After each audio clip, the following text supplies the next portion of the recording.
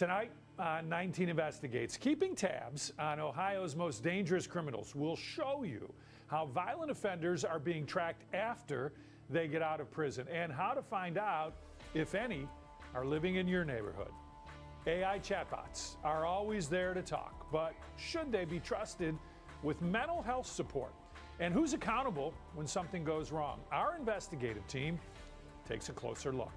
And is a cold case backlog leaving criminals walking free? Why one DNA lab says hundreds of hidden homicides aren't being investigated by police. Welcome to 19 Investigates. I'm Brian Duffy. Nearly 6,000 of Ohio's most dangerous convicted criminals are now registered in a statewide database. Our investigative team found many of those violent offenders live right here in Northeast Ohio. The database was established under Sierra's Law, which was named after a University of Toledo student who was kidnapped, murdered by a repeat violent offender nearly a decade ago. Investigator Sarah Goldenberg continues to track the numbers in our area. She should be turning 30 years old next month. But instead, Sierra Joggins' family will soon mark 10 years without her after a repeat violent offender living just miles from her home abducted and murdered her. Her family worked to pass Sierra's Law to try to prevent another tragedy like this from happening. Since 2019, the Ohio Bureau of Criminal Investigation has maintained a violent offender database due to the law. It identifies people convicted of aggravated murder, voluntary manslaughter, kidnapping, and abduction. Police can use the database to help find someone who goes missing, and you can use it to stay safe. We spoke with Sierra's aunt, Tara Ice, back in 2022. Had we had Sierra's Law, we may have been able to find her sooner. And the ending could have been different. BCI broke down the numbers for us. There are just over 5,700 records in the violent offender database as of January 16th. About 1,600 of those offenders are actively registering, and about 3,300 are behind bars. In Northeast Ohio, 19 Investigates found there are 658 total offenders out of prison and actively registering for the database. Cuyahoga County has the most in our area with 358 offenders, and Summit County comes in next with 108. Meanwhile, Ashland and Geauga counties have 0 offenders listed, and Carroll and Holmes counties have just 1 each. Sierra's Law can help you stay informed and safe. You can request the name, picture, crimes, and address of violent offenders at your local sheriff's office. Sarah Goldenberg, 19 News. I sat down with Sarah earlier this week. We talked more about the violent offender database, but I also asked her how Sierra's family is working to keep her legacy alive. So Sierra Joggins' family really wants her to be remembered for the good in her life and not how she died. And so they started a nonprofit. It's called Justice for Sierra. And their hope is to honor her life and legacy. And their goal is also to make sure that violent offender databases are implemented in states across the country. They want to really see this pick up.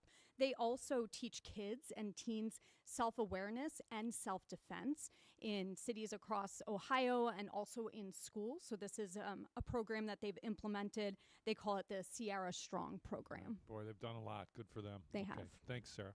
So how many violent offenders live in your community? We break down the numbers by county on the free 19 News mobile app. You can download this by scanning the QR code on your screen. Just look for this story under the 19 Investigates tab. Anyone convicted of the violent crimes listed in Sierra's Law since March of 2019 is required to report to their local sheriff's office once a year for a decade. This week, 19 Investigates got an update on that Christmas Day riot at the Summit County Juvenile Detention Center. 5 more teens are now facing charges after police say they ransacked their housing unit and assaulted 2 officers. Investigator Mike Mason obtained exclusive video showing how the 45-minute riot played out. This is exclusive surveillance video that 19 Investigates obtained from the Summit County Detention Center. It shows corrections officers fighting to keep 7 out-of-control teens in check. Now we've learned all 7 of them are facing a range of charges, including aggravated riot, assault, and escape. Police say 18-year-old Jameer Jones is the one who led the Christmas Day riot. It began when 4 teens started ransacking their housing unit. Video shows them tossing tables and chucking chairs as staff watched from behind the glass. When officers tried breaking things up, they say Jones punched one of them in the face and threw another to the ground, while other teens jumped in, punching and kicking the downed officer. Meanwhile, newly obtained video shows a fight breaking out in the hallway. Watch the room to the right as one teen makes a break for the door, while an officer wrestles another one in the hallway. The footage shows multiple teens also beating on that officer while he's down on the floor. Then it takes 2 officers to control this teen in the hallway. 2 minutes later, officers continue struggling with a couple more inmates. In the upper part of your screen, you can see the teens ransacking the room while officers take one to the floor. Here, one is struggling with officers as he tries opening the door to the housing unit, then another teen makes a break for it as he tries getting out. Back in the housing unit, one teen pours some sort of liquid on the floor, while another gets down on his hands and knees and starts smearing it all over. Outside in the hall, a puddle begins to form, but officers don't seem to notice. 30 minutes into the video, one officer appears injured as he kneels down holding his right side. For an entire minute, he struggles to catch his breath.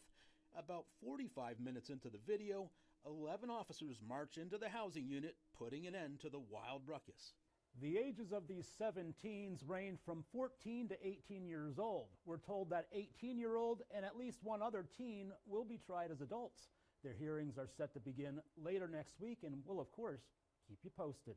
Mike Mason, 19 News. More Americans are turning to AI chatbots for advice and support, including for mental health. That's raising new questions now about safety, oversight, and who's accountable when something goes wrong. Carice Jackman has details from a recent House hearing examining what guardrails may be needed. We've seen the examples and heard from families of the harm that their children have met in terms of their fate in engaging, but we have not moved to do the type of legislating that would mitigate those damages.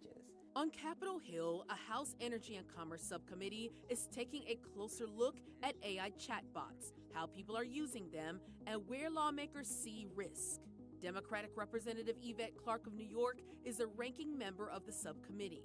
For America to be the global leader in AI innovation, including in industries such as mental health care, we must be proactive in developing safe technologies to make Americans' lives better. During the November hearing, lawmakers heard from experts about how people are using chatbots, including for mental health support. These systems are a useful sounding board and non-judgmental space for many people. However, individuals who are isolated, vulnerable, or less familiar with AI and its limitations may face greater risks. Clarke says she doesn't see chatbots as all bad, but she and other lawmakers say the big question is what guardrails should exist, especially with kids' exposure to these tools. Someone, unfortunately, is profiting from the fact that the ecosystem of AI technology and just use of the internet can generate great wealth at the expense of the health and well-being of the people who have made it possible for them to gain that wealth. The debate is also playing out at the White House. In December, President Trump signed an executive order calling for a minimally burdensome national AI framework and warning a patchwork of state laws could create different requirements. The order also directs the Justice Department to form an AI litigation task force to challenge some state AI laws the administration says conflict with its policy goals. With this Watching Your Wallet, I'm Carice Jackman. A 19 consumer alert now. Millions of Americans are struggling with credit card debt. Many people have actually made fixing their credit and digging out of their debt their New Year's resolution. Consumer investigator Jen Picciano outlines your rights when you're up against aggressive debt collectors. Rocky River mother Christine Yon was facing tens of thousands of dollars in credit card debt. They'd put car repairs on plastic, and it snowballed quickly. And then eventually those monthly payments were much more than I could afford. with all that interest and stuff. And then it was getting to a point that and it was multiple credit cards too. Jan's story is a familiar one. A new report from LendingTree shows that 41% of consumers are still digging out from last year's bills.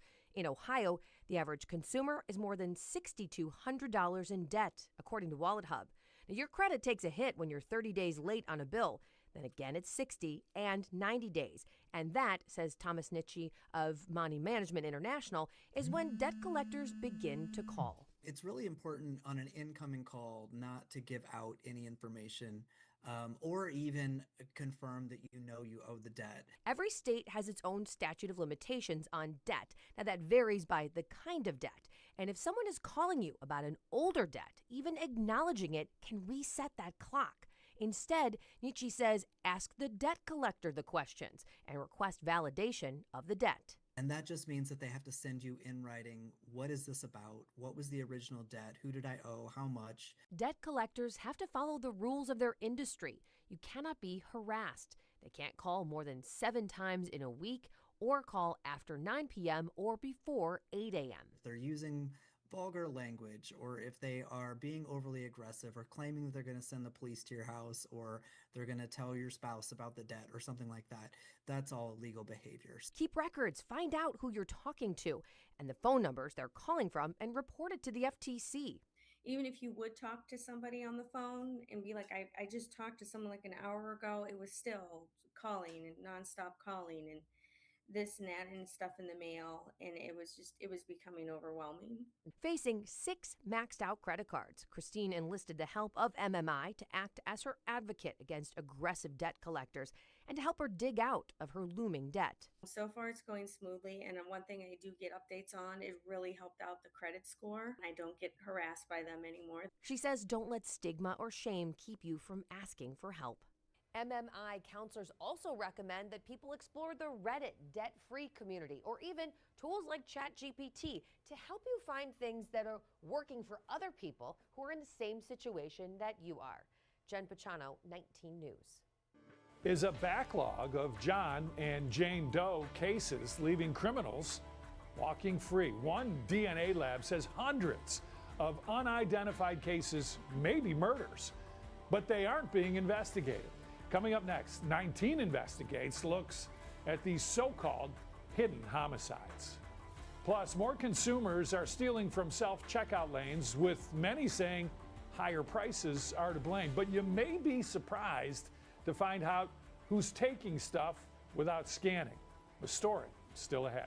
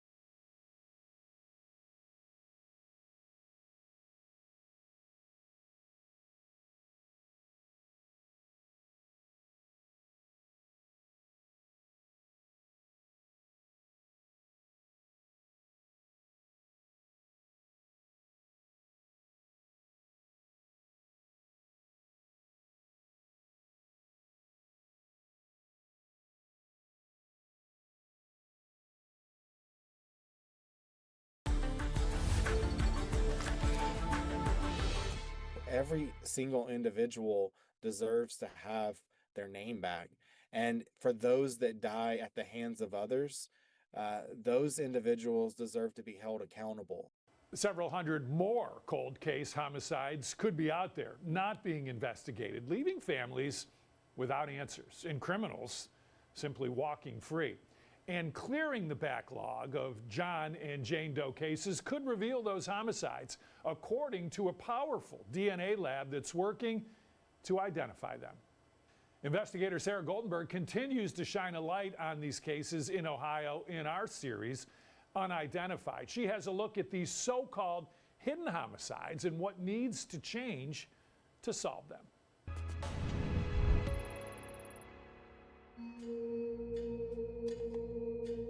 Danny Mitchell and Michael Allen Leach. We've brought you their stories before. Danny, found back in 1980 in Cleveland, identified decades later in 2025. So for 45 years, we've been wondering, is he still alive? Is he dead, you know?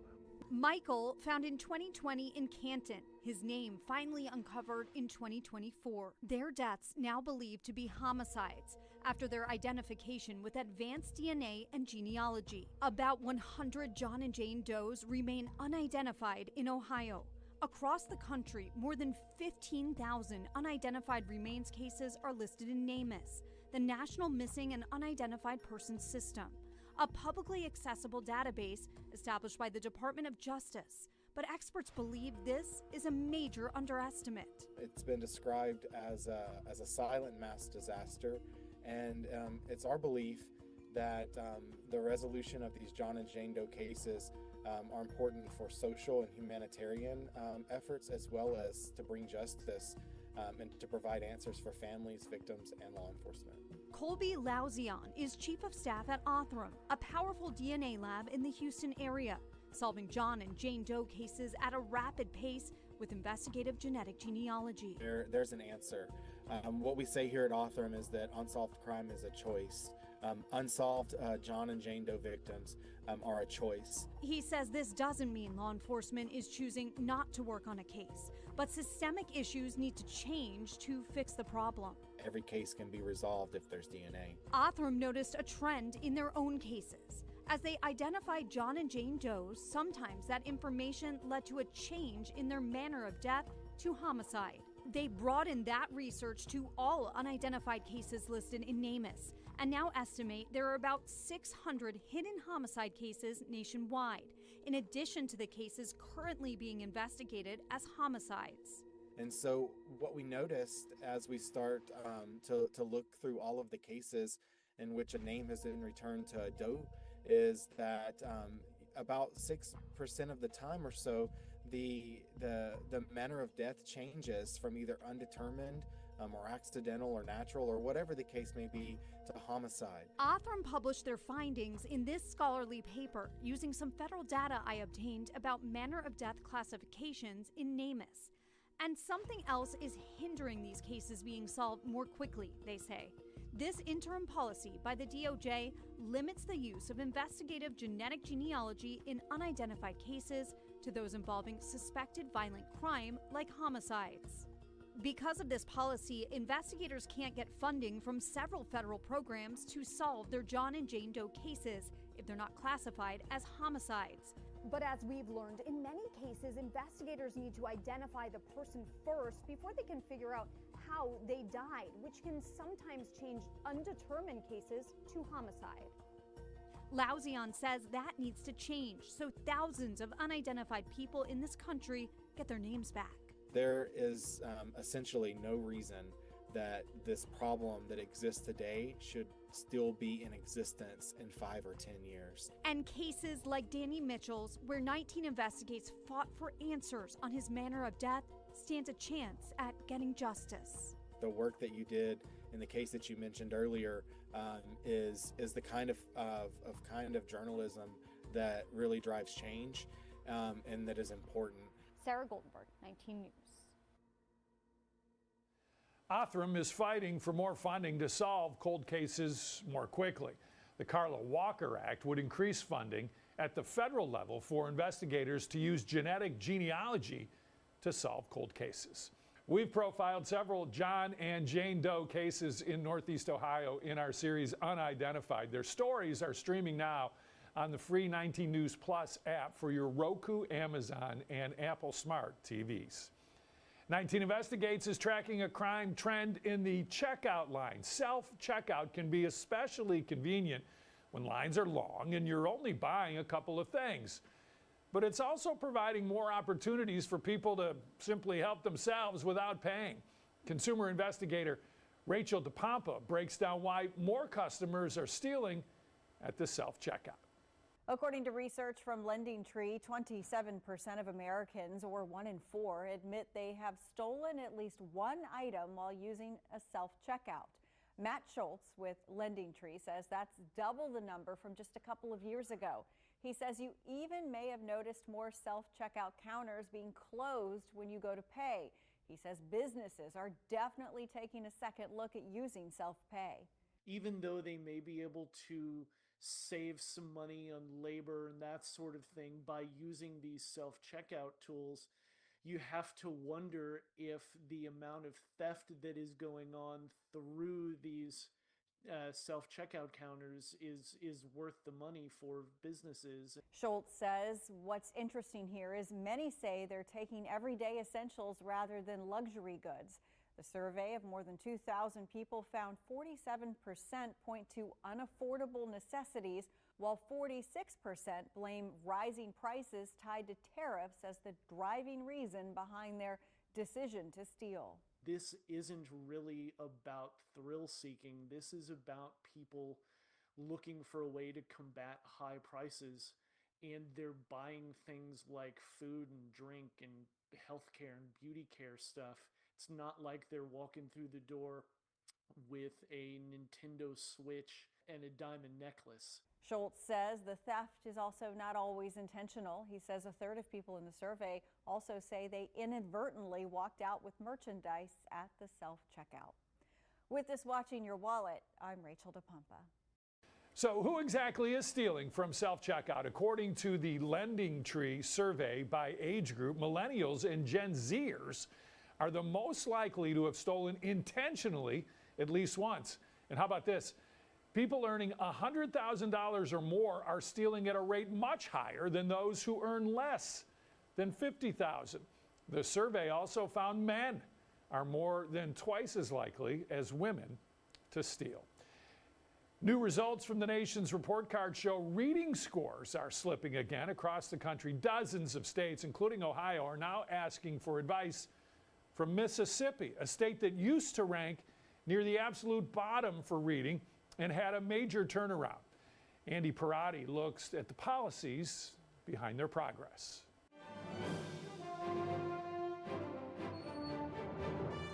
Chapter the 9th, Big Fight. Ready or not, here I come! Cameron Davis reads with the enthusiasm of an action hero. It's our only chance to save the kid! Run! The name of the book is Dogman, A Tale of Two Kitties. A Mississippi third grader with a love for reading that started at an early age. Once you get the hang of it, you got the hang of it. Cameron's reading proficiency highlights a state experiencing literary success. Lil Petey, are you okay? That feels like a miracle.